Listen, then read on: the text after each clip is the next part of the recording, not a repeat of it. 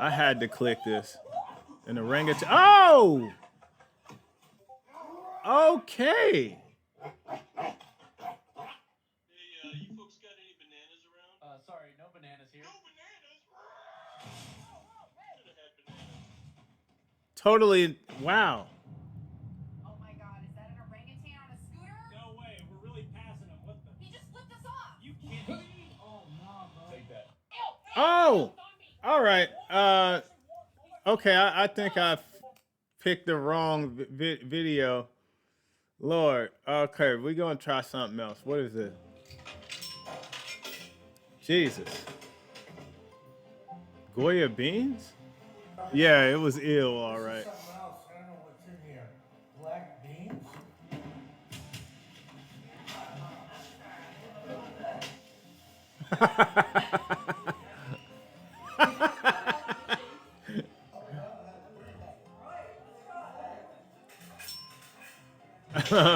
Oh, the guys in the back giving them stuff.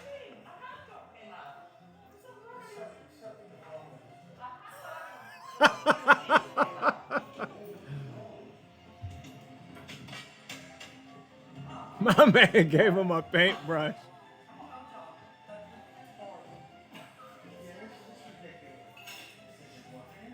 Which one in your press? I push. It keeps coming down. The corners keep coming out of me. I did. I pushed it down. This time it's gonna give him a half drink Gatorade with a cigarette in it. Oh, that's funny.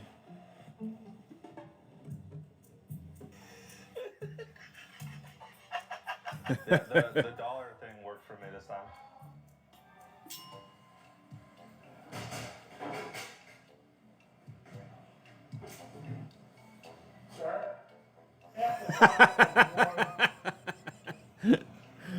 Yeah, that's crazy.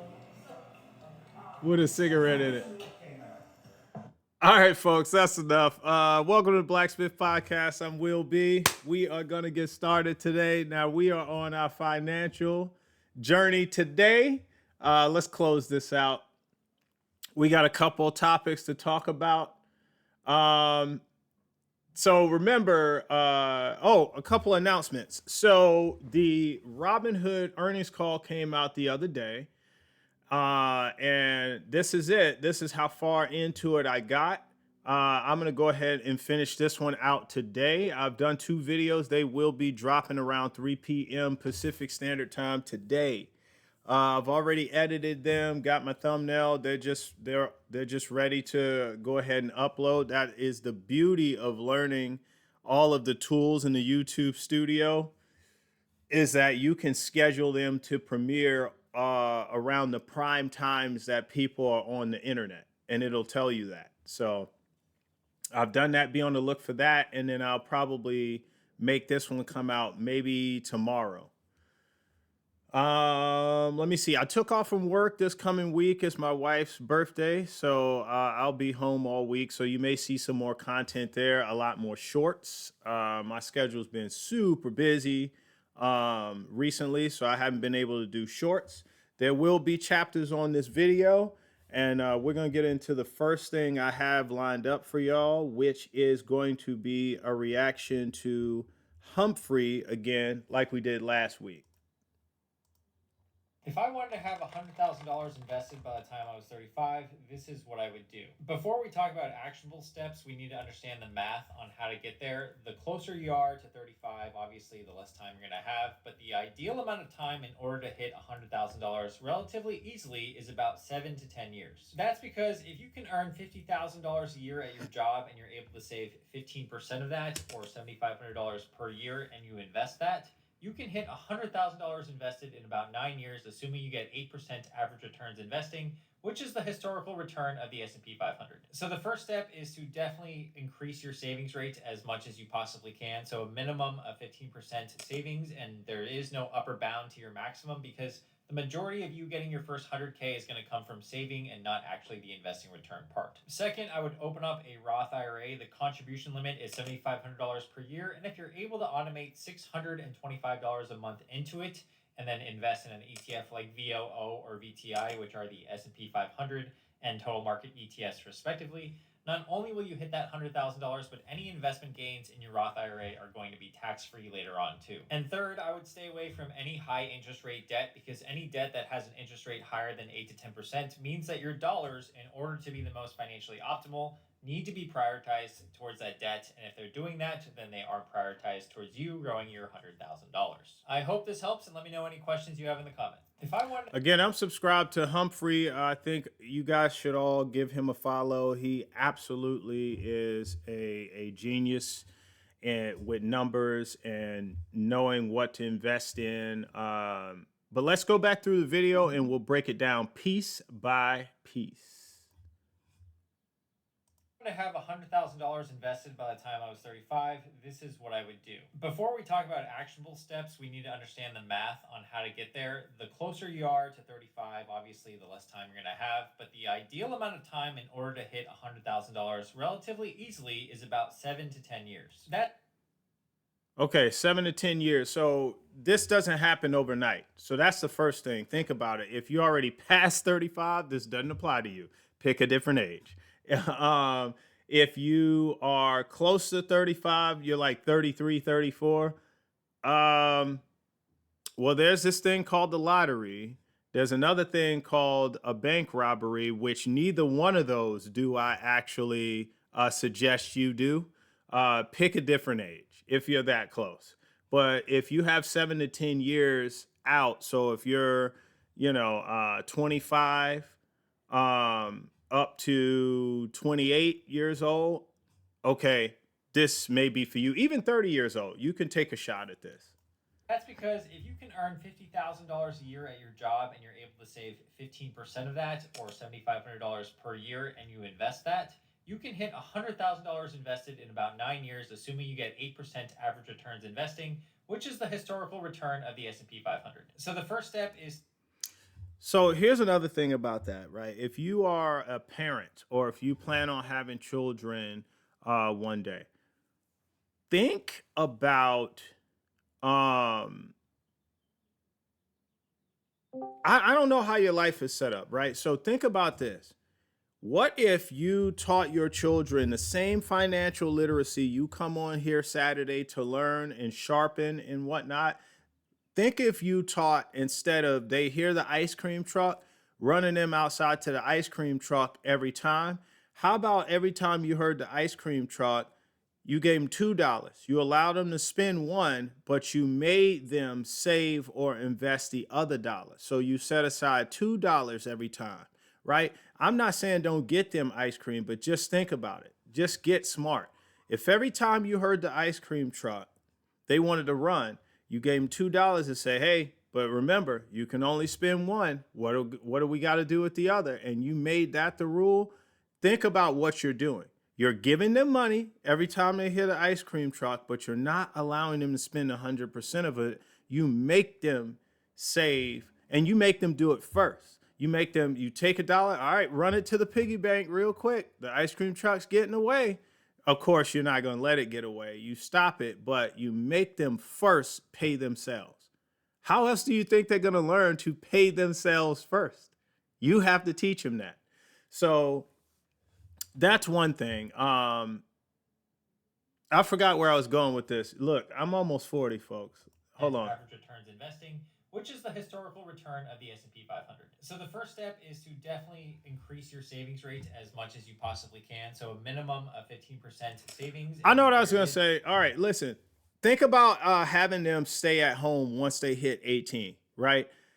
If they can go to an in-state college or community college to get started, and they can stay at home and they can start working, they can start applying these principalities of investing and stuff a lot sooner rather than later, because most of your paycheck's going to be eaten up on living expenses, right? So your living expenses, they say, them that are they say that 30% or 33, I think it's 30% should be your rent or your mortgage or whatever. Now, we know a lot of people go over that, but let's be real, living expenses can go way beyond 30%, because you have your rent, but you also have internet, You also have utilities. Let's just do all of those encompassing, right?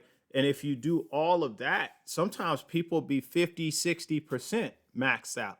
Now, do you have money for transportation and insurance for that transportation, right? If it's private transportation, you might be on the mass transit. There's nothing wrong with that as long as you can make it to where you need to be on time, right? But if you have your kids stay at home, they can apply this a lot better than because they'll have more money to actually play with. But again, you've had to have taught them about financial literacy before sending them out into the world, or they'll just be like everybody else. Let me back this up a second. Per year and you invest that, you can hit $100,000 invested in about 9 years, assuming you get 8% average returns investing, which is the historical return of the S&P 500. So the first step is to definitely increase your savings rate as much as you possibly can. So a minimum of 15% savings, and there is no upper bound to your maximum because the majority of you getting your first 100K is going to come from saving and not actually the investing return part. Second, I would All right, so he talked about saving. Most people do save, they don't invest. Now, here, I don't really have such an issue with that if you're putting the money away. But all right, folks, we gotta talk about this. Inflation is real. You are seeing it right in front of your eyes, and it's one of the things we're gonna talk about today. Put in the chat. Let's make this interactive. Hey, shout out what states you guys are from. And I don't mean like where you're like I'm from New York, but I live in California, so I would shout out California. Where do you guys live? And then we don't know your personal identification, right? So we're not worried about that. NC, okay, at my house. What a dummy. Get somebody got to stop this guy, man. Somebody stop this guy. DE, okay, Delaware. San Diego, California. Okay, cool. Now, put in the chat if you know, well, go find out. Go find out in the last 2 months how high gas have gone up in your area. That's what I want you to do. Because listen, we are seeing inflation right in front of our faces, and it's like we know it's happening, but we don't realize the gas prices are part of inflation as well.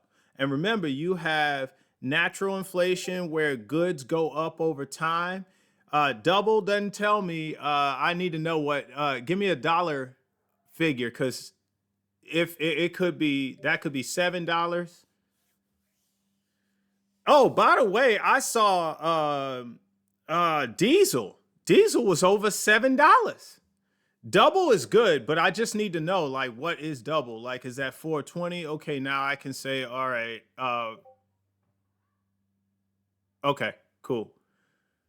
So yeah, if it's $4, then double, that means it was $2. It's still bad, but I just wanted to know, like, what's the dollars and the cents? About $4. Ask the hubby. Yeah, get on it.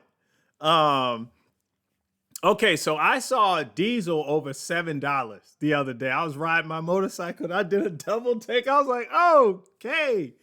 Because I had this harebrained idea to start trying to engineer a diesel motorcycle, which they used to have, and I have the same bike that they used to make it in, a KLR, Kawasaki Long Range. It's a dual sport, so it can go off-road as well. The military used to make them. And then I saw that $7 and I was like, never mind.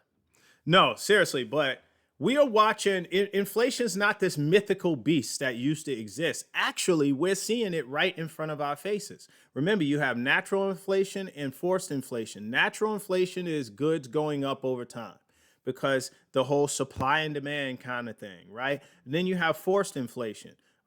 Printing money is probably the best example of forced inflation because if you had, again, I say this all the time, if you had $1 million in circulation and you put another $1 million in the circulation, you just took the first $1 million value down by half. Or the other analogy I like using is if you've ever drank Kool-Aid, I have, or a sweet tea or something with some sweetness to it, you make a picture of it, right? And you get it to the level of sweetness that you like it, right? Now you take it and dump in a clean, never been used porcelain tub, that they have checked and there's 99.9% no germs in it. You dump that pitcher of whatever kind of juice you like, um, and then you fill the bathtub with water. You stir it. Now you take a ladle, dip in there, and you take a sip.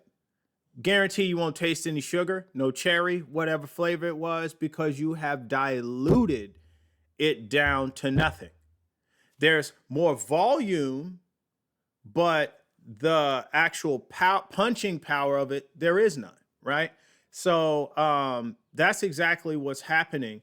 That's why with this, saving 100 grand, I'm not against it, but I'm not ultra for it either. And because inflation is real, thus deflation is real. So if you started the year with if you started January 1st, 2025 with $1 million in the bank and you just had to let it sit there, January 1st, 2026 is still $1 million.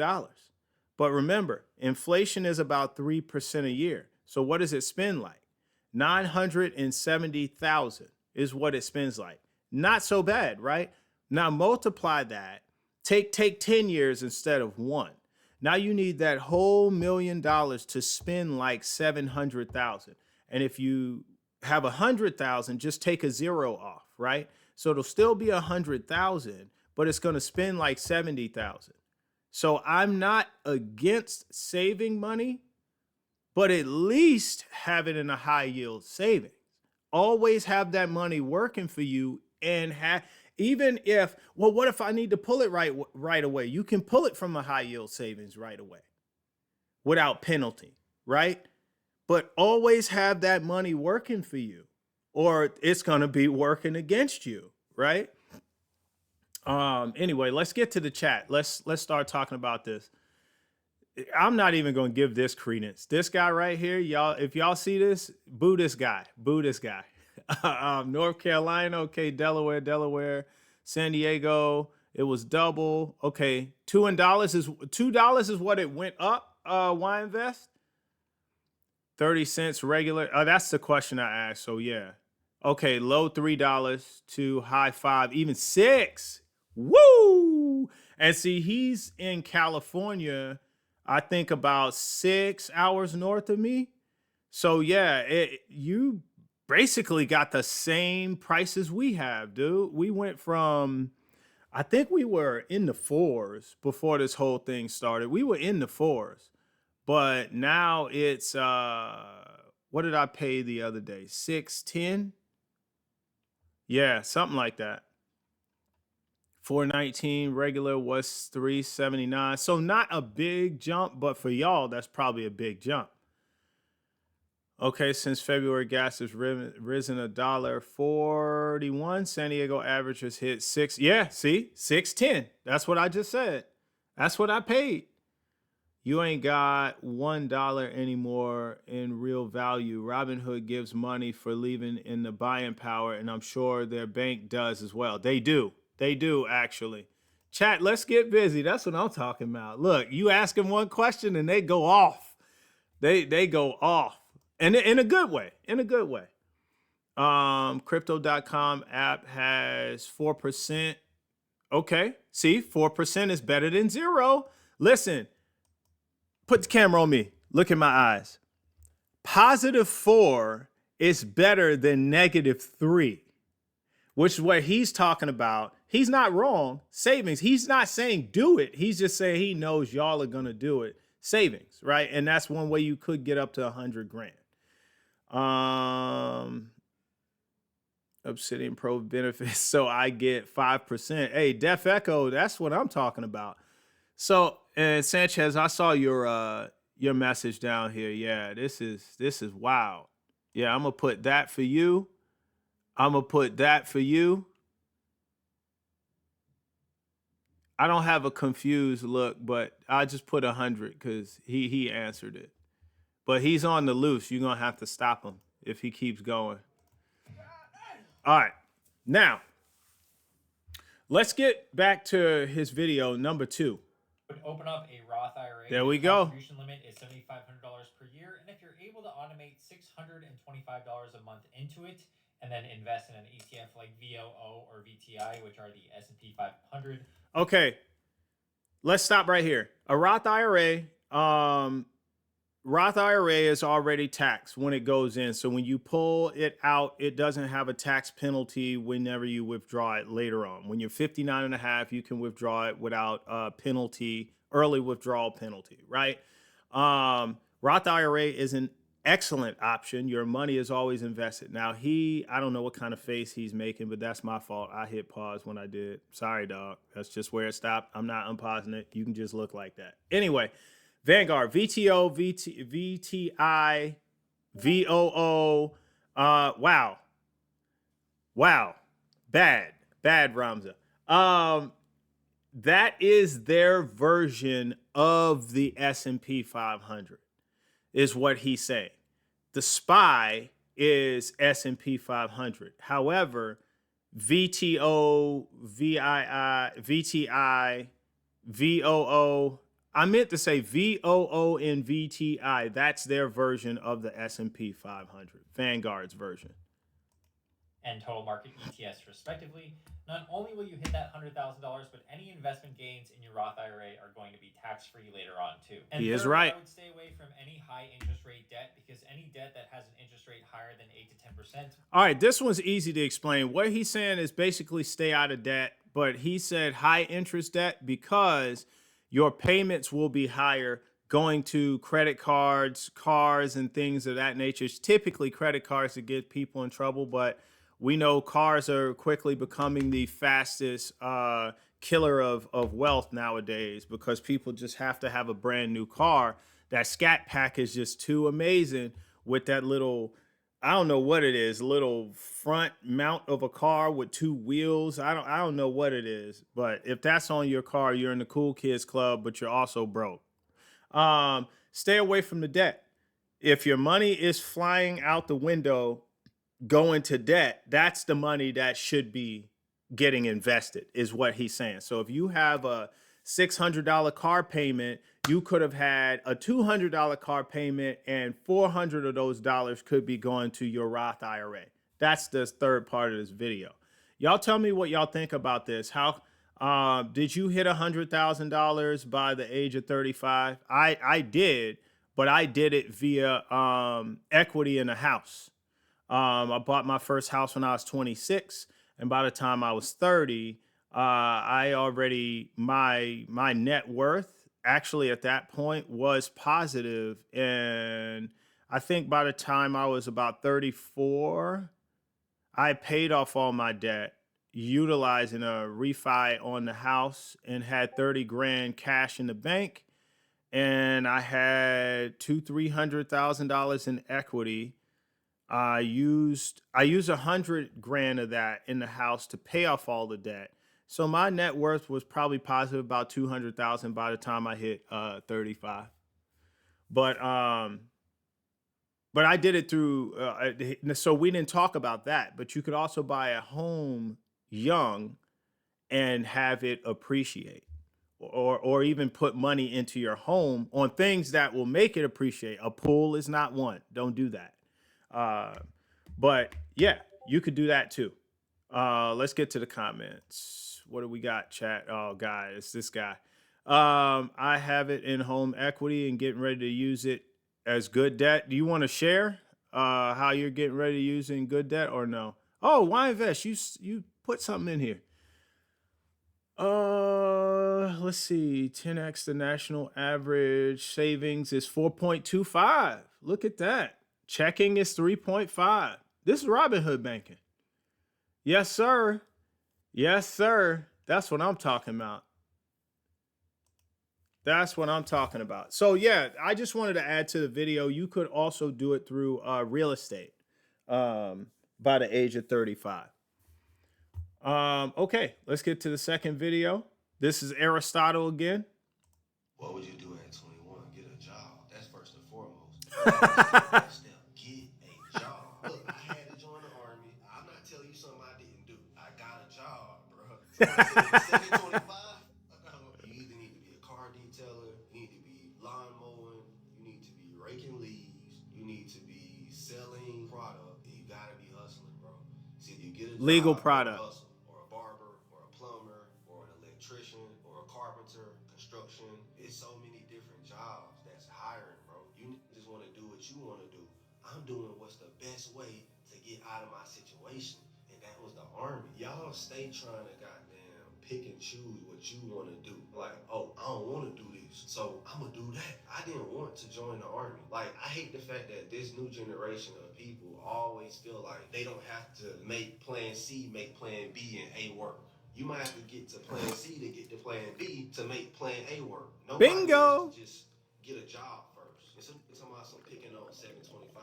Like, slow motion is better than no motion. There So you just go. be broke, go steal, go do something dishonorable. That's called selling your soul. You rather do something dishonorable than go flip a burger or make some fries. You rather go take from somebody. Now you gotta be caught up in that for the rest of your life. Bad karma, bad karma, bad karma. First thing you need to do is stop buying clothes, sneeze, eating out, and just become a minimalist. Yes, become a minimalist. Stop trying to impress people and saving money, and stop trying to act like you're better than having a job, better than everything, like you just deserve everything handed to you. Some of you have that mentality and don't even realize it. Some of you haven't been outside of America, so you have such an ego about Oh, yourself. let's Oh, talk you do about at it. 21. All Get right. a job. All right. So this is Aristotle. I think he's about 31 years old. We talked about him last week, so I'm going to skip his intro, but he's certified. I'll say that.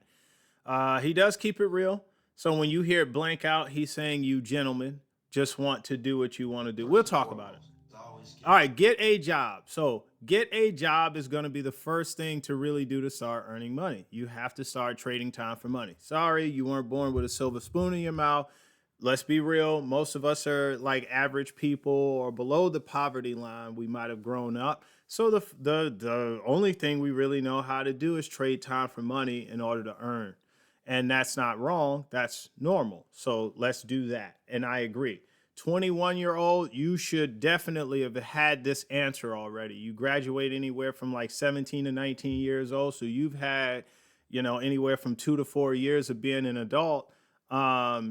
If you don't know to have a job by now, you are already behind the power curve. Powerfully behind the power curve. That step, get a job. Look, I had to join the army. I'm not telling you something I didn't do. I got a job, bro. Let's stop right there. I joined the military. Okay, so I was 22 when I joined, but I will tell you, I was a fresh graduate of high school. 2 months later, I had a job. It was part-time. And here's where I would go back in time and change things, because I worked that part-time job for 2 years and I just tried to get more hours on that job. What I should have done was go somewhere else and get a full-time job. Oh, my pleasure. Yeah, if I didn't tell y'all that, some of y'all might not know. I think most of y'all know, but I'm an active duty senior chief in the Navy. I'm 17 and a half years in. So I'm going to talk about, I'm glad I said the amount of time I've been in too, because I'm going to talk about getting pay raises and when's the last pay raise you got. So if y'all can work on that in the chat already and we can start talking about it. You don't have to say how much you earn. I just want to know when's the last time you got a pay raise and if you know what the percentage was. And there's a reason why I'm asking. What else every year? I hear that every year. Yeah. What was the percentage though? What was the percentage? We're starting. So here's the thing. I had a myriad of jobs before I joined the Navy. I was part-time for 2 years at Pathmark, just a grocery store in the Northeast. I then went to Home Depot full time, and I was earning $950 a year. Or $950 an hour a year. Oh my God, 950,000. No, I was playing. $950 an hour, and then it went to 10, then 1050, and then I quit there and I started working at Target full time. And then they opened a new Walmart. So I started working at Target part-time, then Walmart full-time at the same time. You're not supposed to do that. That's a no-no. But statute of limitations, come get me. So I worked for, it's been 20 years. So I was working at Target part time, and I would leave Target. I would put my my smock or whatever they give you, the little shirt, the Target shirt, in the trunk, and I would take my Walmart. No, I would drive around the Walmart. I would have that inside the car. Never have them in the same spot, so like they don't see you putting a Target shirt away when you get to Walmart. Like you can't work for competitors. So Walmart was paying me 960 an hour full time. Target was paying me like 750 an hour part time. So I did those at the same time. Then I got injured at Target. Anyway, I had a myriad of jobs before I joined. No one had to tell me to trade time for money. I knew that was the way to go. But he is right. When I came to join the military, I had a sales job and I totally sucked at it because I sucked at talking to people and trying to relate to people. And I just sucked at sales. And so I was broken when I went to come into the military. I was right before I was a teacher's aide to children, special needs children at an institute. And it was very morally rewarding, not monetarily rewarding. And I said, I can't see myself doing this long time because I won't get anywhere in life. I'm still struggling. So I joined the military. It was solely a money move. I wasn't patriotic. Now I love my country, but I wasn't joining because I was patriotic. I was broke. The other P, it's not a P, but um, I was destitute. I was broke. And so I joined, and here I am today. But I made good money moves. And so that's what he's saying. Get a job. He looks destitute. Who, what he? Let's get all these comments. Okay, so you've got one every year. Good on you, good sir. Wait. Every year, boom. All right. Knows mine 1 to 2%. Why does he know yours? 3.8. I think it was something around that. Yeah, it was at least 3. And that matters.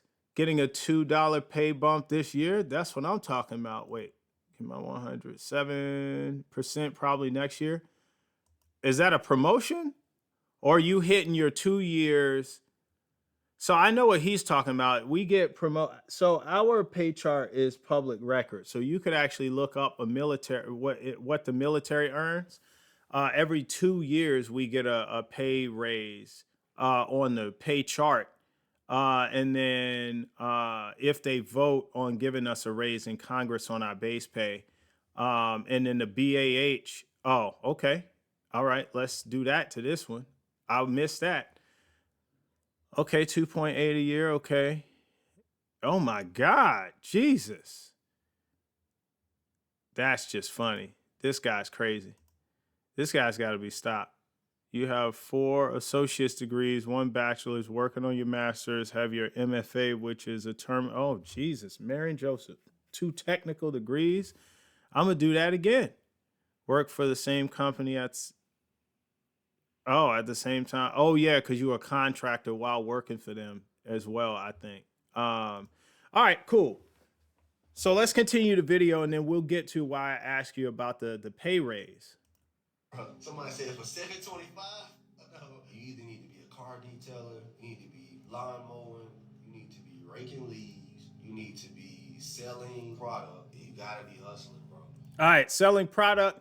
We're talking about legal product here. Don't get high on your own supply of grass. Just cut it and then dump it into the green bin that they come and pick up. All right, so he's telling you a myriad of things you could do to earn money, and some of them are hard skills, right? Cutting hair, get a barber's license, but he just said cut hair.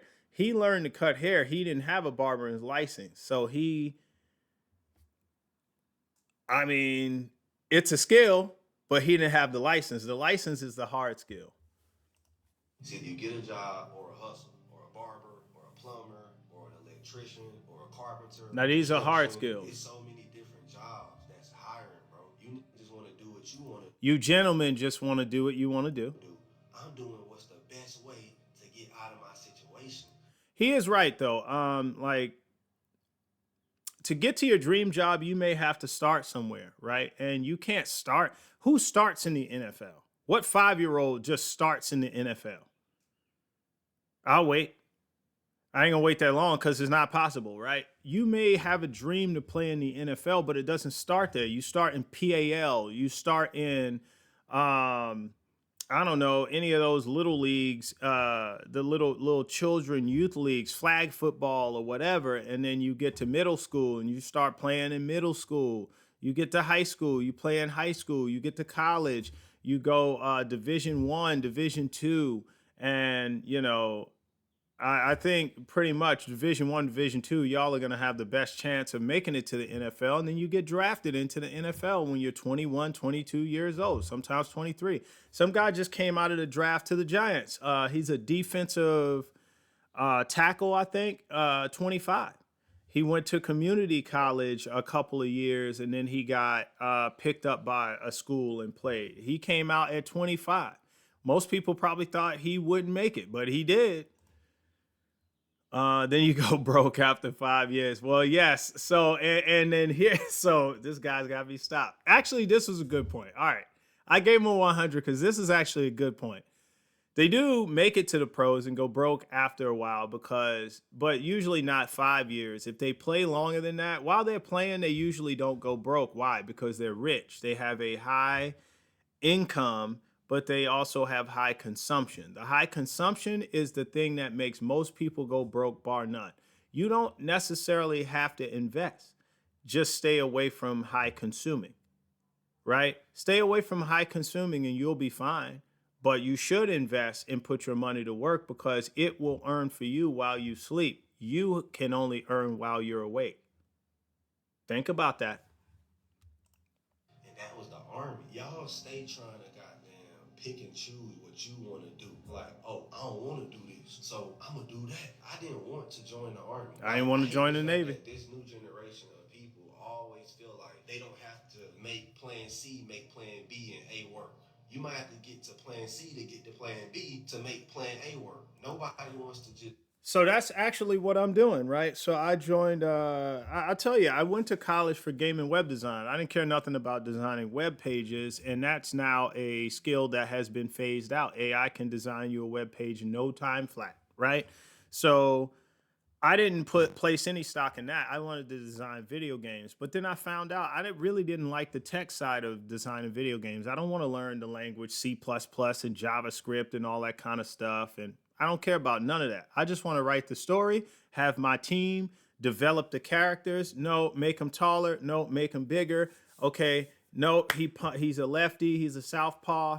Okay, I want to write the story and design the world and put the game out there. I want to do anime, video games, movies, and books or manga, right? That's what I want to do. J.R.R. Tolkien, Lord of the Rings, he did it all. The Hobbit was animated from a book that he had written first, or so the book, then the animation, then they put it on the big screen in the late 90s, early 2000s, then they made video games. The end. That's what I want to do, right? So, but I'm in the Navy. How are you going to do that? You're an air traffic controller. You're way over here. But, I'm taking steps to it because I'm still writing. My brothers and I are a team working on animes and stuff quietly. While I'm teaching financial literacy, right? So he is exactly right. You don't start where you plan to finish. That's typically impossible. But where you start could determine where you finish if where you start, you look up and see, oh, it's over there and start walking towards it. Or you may finish where you start, and that's not good. Just get a job first. And some picking on 725. You gentlemen picking some. I don't know what that means. Picking on 725. I don't know what that means. On 725, like slow motion. I don't know what that means. Motion. So just be broke, go steal, go do something dishonorable. That's called selling your soul. You rather do something. Oh, 725 an hour. Man, my first job was $650 an hour. Of course, this was in 2004, but still, that was broke then. Man, you better make it do what it do. Like, That's I heard that once. I don't know what that means. dishonorable than go flip a burger or make some fries. You rather go take from somebody. Now you gotta be caught up in that for the rest of your life. Yep. Bad karma, bad karma, bad karma. First thing you need to do is stop buying clothes. First thing you gentlemen need to stop doing is buy clothes. Let's tell them. Sneeze eating out and just become a minimalist. Yes, become a minimalist. All right, become a minimalist. Let's talk about this. There's different levels to minimology, right? I made that up. I worked with this officer. He was a lieutenant commander. He's an LDO, which means he was prior enlisted. He's limited duty officer, so he has a specialty. He was an electronic technician, first class. So he was an E6, and he got picked up for officer in that field. So when I met him, he was an EMO, an emissions maintenance officer. I hope I got that right. Not emissions. Is it emissions? EMO, electronic maintenance officer, emissions, something like that. For the whole ship, right? He was a lieutenant commander. He had at least 20 years in at this point. So he's making a lot of money, right? He don't care. You think he didn't know he was making a lot of money? He was a minimalist, true minimalist. He had an apartment. His apartment was, I think, $2,000 a month he was paying in San Diego. Maybe less. Maybe less. I think it was less. Like $1,500 a month. It was enough place for him. Let me tell you something. This guy, besides his uniforms that he wore most of the time because he was at work, the man had 5 t-shirts. And I mean like not undershirts, 5 t-shirts like these, 5 t-shirts. If he saw a t-shirt he wanted, he had to get rid of one of his t-shirts first to get it. Did he really want to part with one of these shirts for that one? No, he keep walking. He had 5 pairs of jeans, 5 pairs of shorts. That was it. That was it. No kids. He wasn't married. That's minimology, right? He had a used car, but he had that wealth though. That stock portfolio, his IRA, that stuff was loaded up because he is not spending on nice to haves. He's spending on must haves. And that's it. And that's what he's talking about. Stop trying to impress people and save your money and stop trying to act like you're better than having a job, better than everything, like you just deserve everything handed to you. Some of you have that mentality and don't even realize it. Some of you haven't been outside of America, so you have. Before we go to outside of America, because I want to talk about that, he said something that was very key. Some of you gentlemen want to just do what you want to do. Listen, that is a perfect world. That is the Disney Channel. But here in the real world, to get to what you want to do, you're gonna have to start somewhere. And hit that maturity point where you want to do what you need to do. When your needs become your wants, you've matured. So I need to work for $7.25 an hour. Let me pick up another shift. Can I work 60 or 80 hours a week on this one job? Is there any better place to work that I can get hired at right now that has a higher wage? That I'm going to be able to earn more, that I'm going to have upward mobility at? Is there something I can do to increase my earning potential? Did you just see that? She had 18 associate's degrees. She had 45 bachelor's degrees, and I think 3.78 master's degrees. She had 2 doctorates she was working on. She had a scroll of parchment and rolled it down the stairs. Y'all saw it in the chat. That's earning potential right there. Now, she might be a little too overqualified for some stuff, but at the same time, she is taking every step to increase her earning potential so she would have no regrets. Not even just one. If y'all know, you know, if you know the movie. But now let's get to the living outside of America thing. have such an ego about yourself? What would you? All right, so it was very quick. Some people never been outside of America, and here's the thing about that. I told this story before. When I was in Subic Bay, Philippines, that was my first port in the U.S. Navy that I ever hit, and that was 2013. It was September, so that was a whole 5 years after I joined. I joined the end of September of '08. So I hit my first port 5 years after joining, and I saw my first tin house. Tin roof house? I didn't say that. I said tin house. The roof was tin. The walls were tin. Tin. The floor was dirt. I saw it in person. Saw them. I saw it first, and I was walking down the street, and then I kind of did a double take, and I was like looking like my vision worked. I had glasses. I had 4 eyes. All 4 of them couldn't believe themselves. And I'm looking, and I'm trying not to be so, oh my God, I was trying not to be like that, so surprised and shocked because I'm in another country, but I was thinking that. And when it finally hit me, I was thinking, God dang, because that was true poverty, right?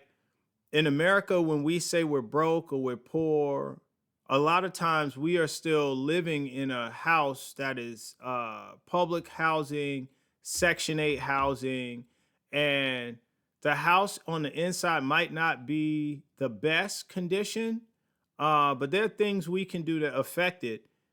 It's still drywall and wood and metal and all that kind of stuff. When it's just thin sheet metal, I'm just saying, and that's what he's getting at. And what he's saying, a lot of you guys are, what's that word where you expect everything handed to you? Needy? No, that's not it. Well, the word where you think you just deserve everything and everything handed to you. He said it and it just ran out of my head. But entitled, yes.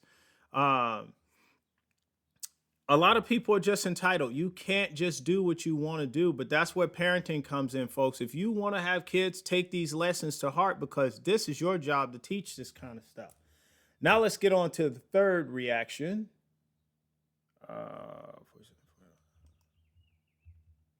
Sorry, I'm making the it's Humphrey again. Actually, this was the same video. This is the same video. I lined up the same video twice. That's my fault. Well, let's go over RVI. Hold on. I'm just writing the name of this chapter. I just put switching topics. So now we're off of the reactions. Let's talk about RVI, Robinhood Ventures Fund I. So I was talking about this yesterday as I was breaking down the Robinhood earnings call for Q1 2026. And I'm going to unlock my phone because it'll tell me more about what's in it.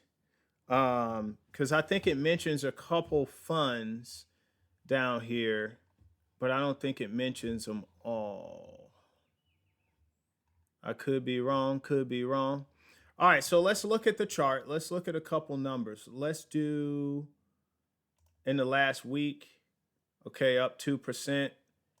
In the last month, 19, 6 months.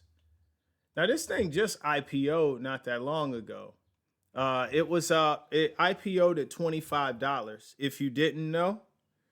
And that's when I got in. Robinhood asked. And see, I've been tracking this. Now, let me tell you why I was ready to pull the trigger on this.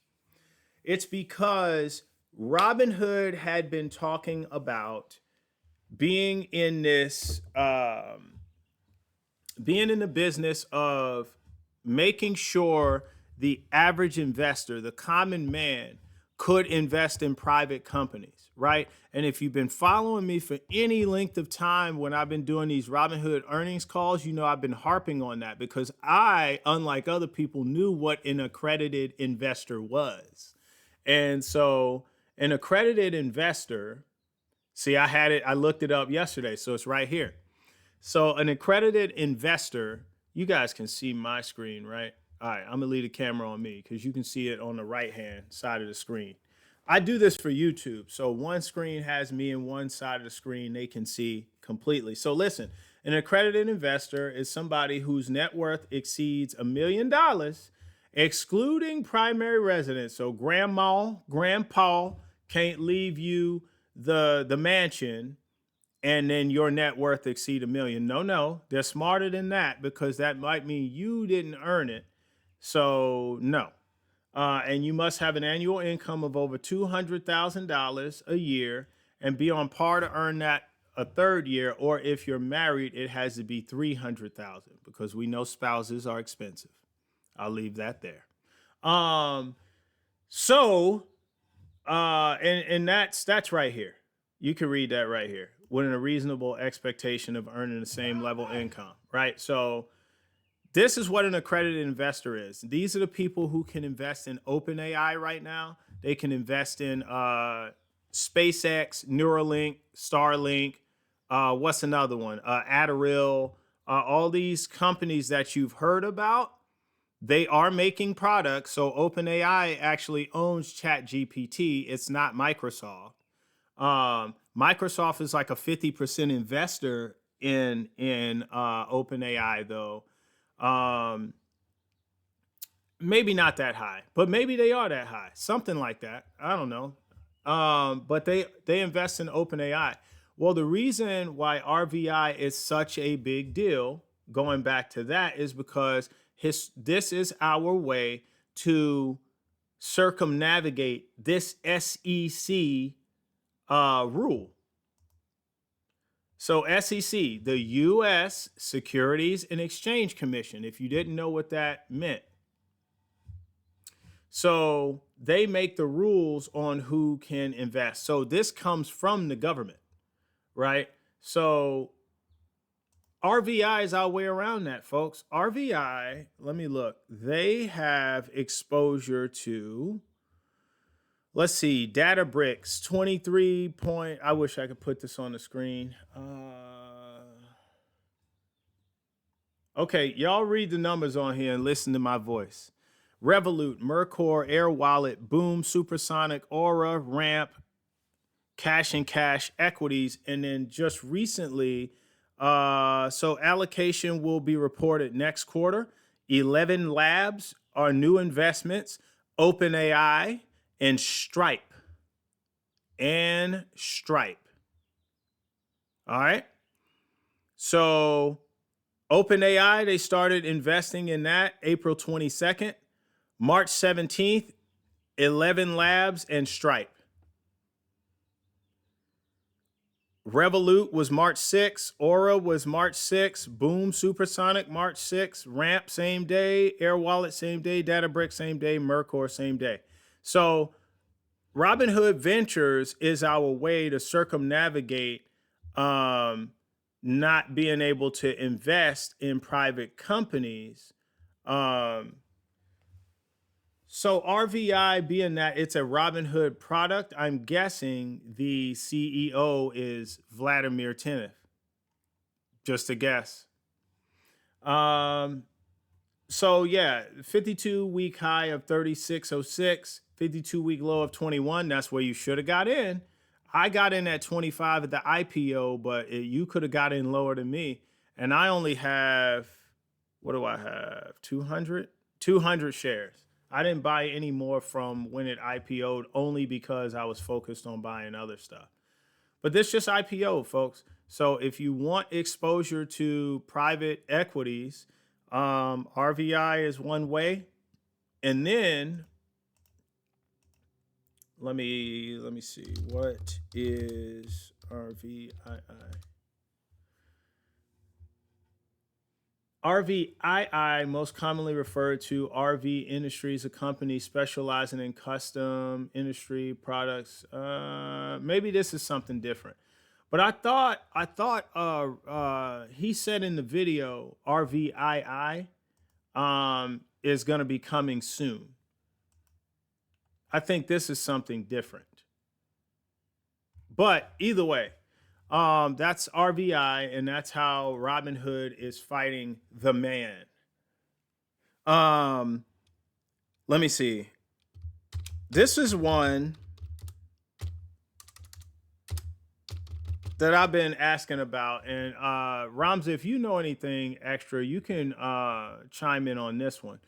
But this is one that I've been wanting to know about. What's going on with Boxable? So they keep saying that they're undergoing the proposed merger with FGMC. Um, and aiming to IPO, but they were supposed to IPO in March. That had always been the month that we were looking at, even last year. I don't see any real recent news on here about Boxable IPOing, but we absolutely invested in this one, and this was, I think, a very smart buy. However, they're aiming at a valuation of 3.5 billion. Wow. Okay. Well, I just want to know, when is that merger coming? Um, or when that IPO is coming.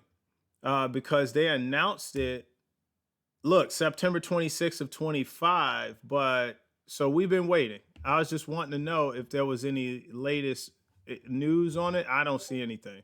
Now, they use crowdfunding, which is what it says here. They didn't use accredited investors to raise money. They use crowdfunding, which means, hey, common man, if you want to get in on this, get in on this. So I most certainly withdrew some money from the stock portfolio and threw over there. So we're just waiting. Chat, undefeated. What you got? Could have bought them on Start Engine without accreditation. So yes, I was good. That's funny, man. This chat is undefeated. I was actually about to go there because I talked about crowdfunding. And look, it's in my search. Weird. Start Engine. Now, I did throw down on some investments here on Start Engine. Got to do it. Pre-IPO deals. Let's look at that. What do they have in the pre-IPO? Now, Start Engine is another way that people are actually, oh, look, you've heard of these. Databricks, Stripe.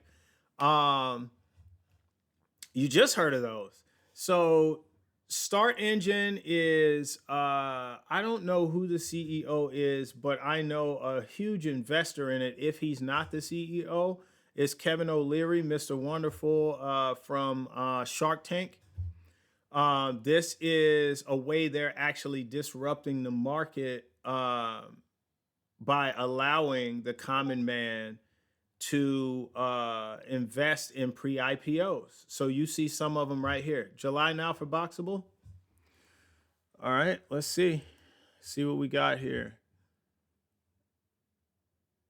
Okay, they amended the agreement July 31st. Okay. All right.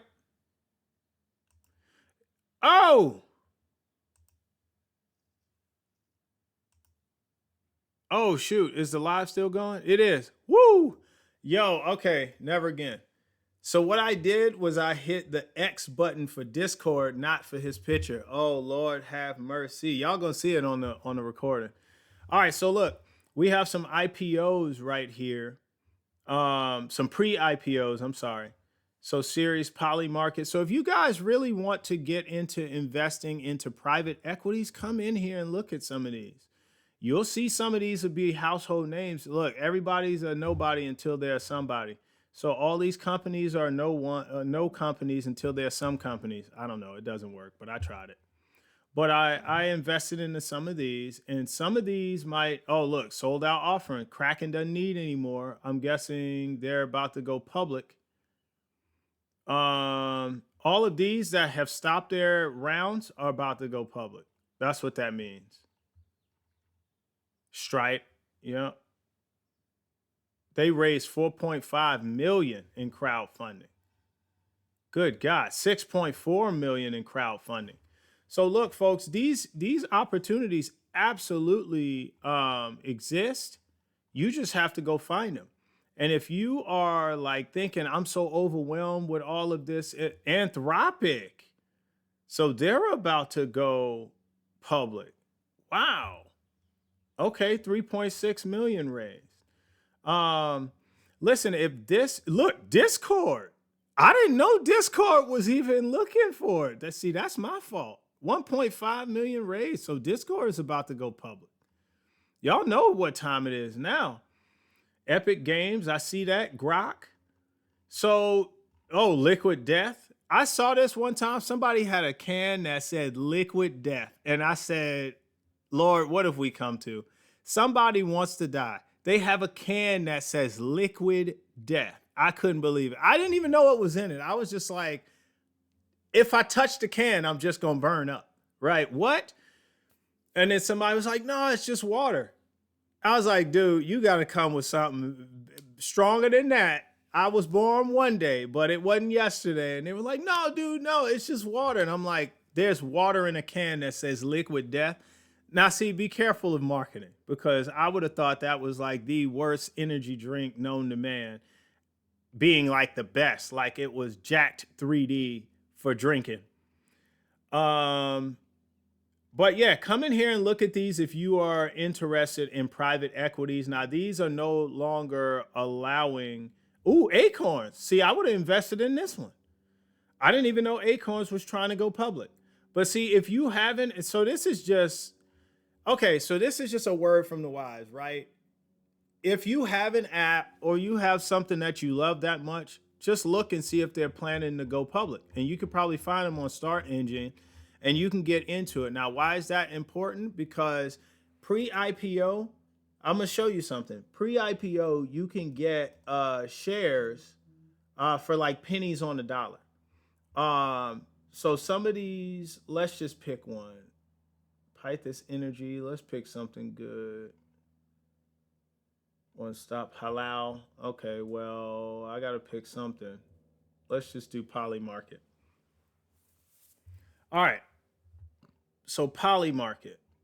Let's see if it tells you down here. Am I going to have to get into this? Poly Market was started by who? Oh my God. OpenAI, SpaceX, Anduril, and Palantir? Good God. Okay, so let's get equity. Let's see. Let's see what this is about. Okay.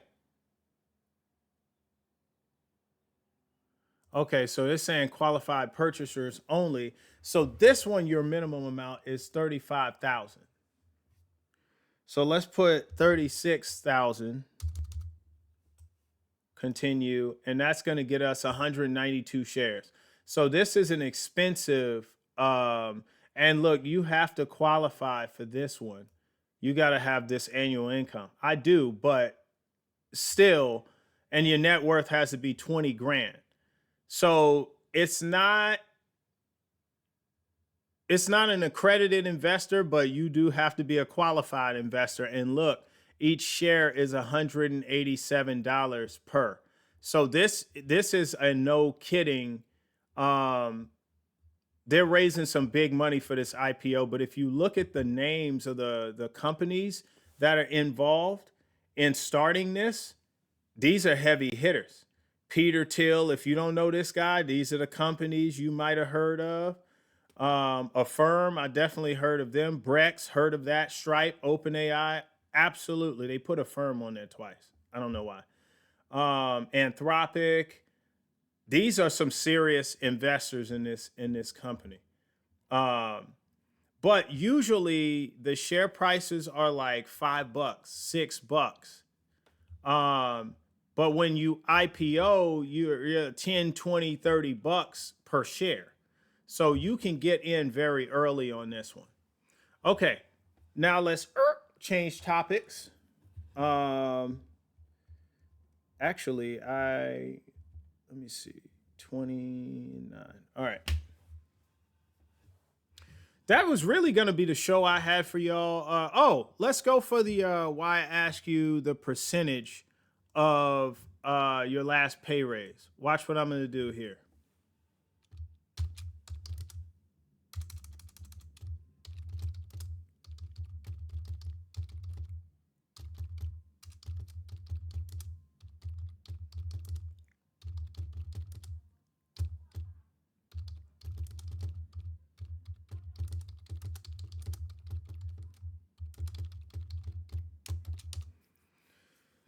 So I did this for a reason. And this is just to show people that this inflation or deflation of your dollars is not some mythical thing. It's a real thing that you are actually seeing right in front of your eyes. But as do you recognize it as inflation and deflation? Or are you just watching prices go up? That's what most people are doing. They're watching prices go up. They're not understanding it's inflation that's deflating your wallet.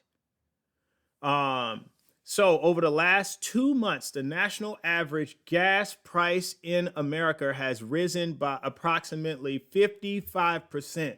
Let me tell you something. In my stock portfolio, I don't have a 55% increase in the last 2 months. I do not. My house hasn't jumped 55% in the last 2 months.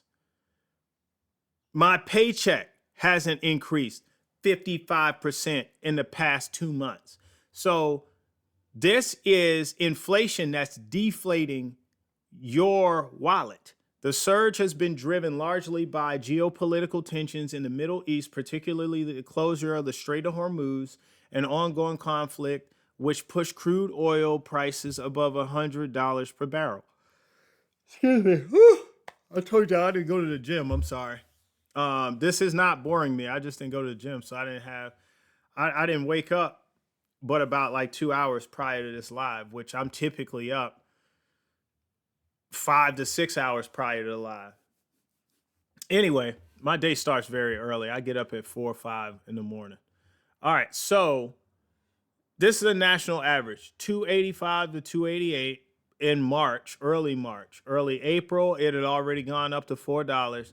Now the national average is $4.43 per gallon. And of course, California, especially SoCal, had to go so much far beyond and go to $6.10 per gallon. So if you are wondering why I still live in California, it's because I'm stationed here. If you are wondering why I ride a motorcycle, is because if I have to pay $6.10 per gallon, I'd rather it be on 3 gallons versus 14. Not saying? All right. So also, I guess my point here is that if you are not getting better, you're getting worse. If you're not getting richer, you're getting poorer. You can never just really stay the same. Nothing you're going to do is going to put all of your stuff at a 3% increase. Like you won't get watch this. If your money in the bank, all of it is at least getting 3% return, you're staying with the pace of inflation. If you get a 3% increase on your paycheck every year, you are just staying neck and neck with inflation, just even, right? You have no less, but you have no more buying power than you had before, right? So if you're not getting over a 3% pay raise and you're not investing, i.e., getting more than a 3% increase on your money, then you're getting minus 55% at the gas pump. Watch this. I'm not done yet.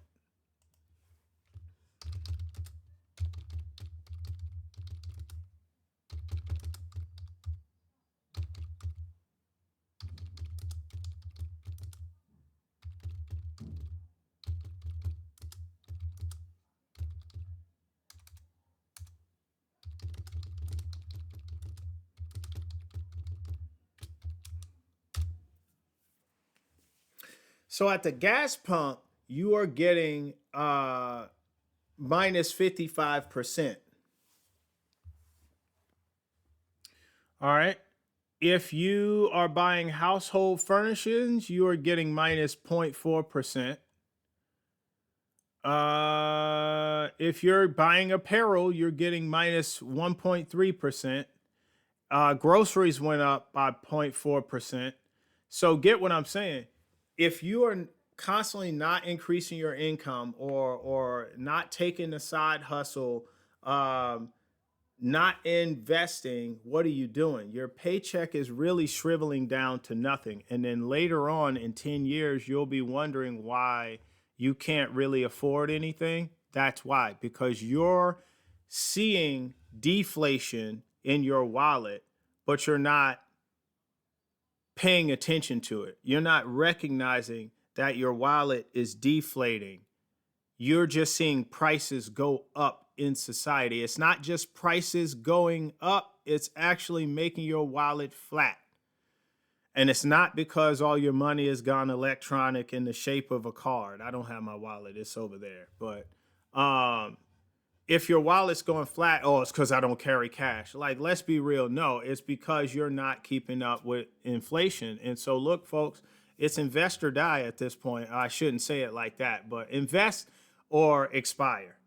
Can I say it like that? Invest or expire. Your buying power will expire.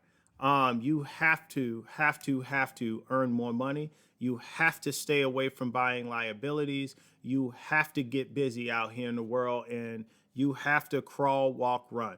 Do what you need to do until you can get to what you want to do. And make sure what you want to do is covering your needs.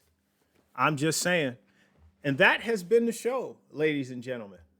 I hope you enjoyed it as much as I did. I missed one. Let me see. A new term was added. If stock hits $20 at any time, even intraday lookups and automatic release early, the deal is still active, progressing. This confirms continued delays.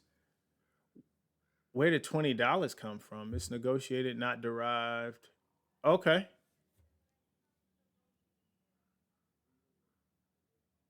Lookups automatically release early.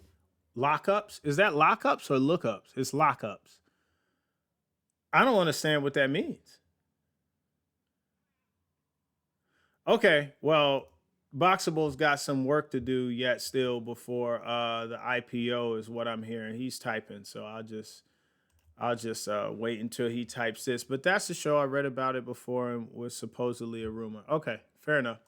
Well, hopefully we can return next week for some more Boxable news. We'll keep chipping away at that one as time goes on. Maybe I can bring some RVI news. All right. Read about before. If the shares hit $20, they'll let private folks sell early. Oh, got it. Got it.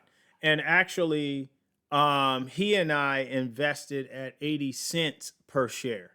So if it hits $20, that'd be 19. Let's pull this calculator up. Can y'all see? No, let's not use this one. Let's use this one.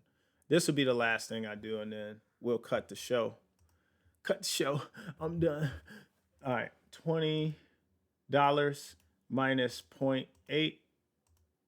No, not plus. So $19.20 worth of equity. And then I'll let y'all do the math.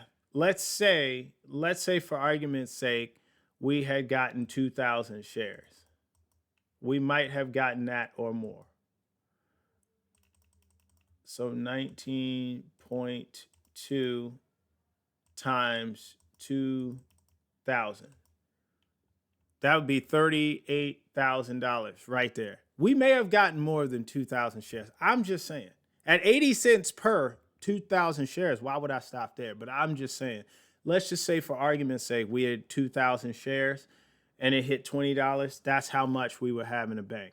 And see, do you see now why accredited investors, people who have that money, why the rich get richer? Because they're allowed to invest with pennies on the dollar, right? So it's not us being mad at how the game is being played. It's us trying to find ways to win because the game is being played this way. And it's companies like Robinhood that are trying to change the game for folks like us who are looking for a way out, right? So anyway, that's the show, ladies and gentlemen. The Forge is going cold. Thank you for joining me another Saturday in a row. Thank you for the alumni that's on the panel right here. Some of them left right before I got a chance to say that, but thank you. Y'all are very loyal to the Discord times. I know a lot of other people got some stuff going on. Alpha Delta did say that when his schedule changes, he's going to be back on Saturdays. So, I appreciate y'all. Love y'all. Y'all have a good week. And I am signing out.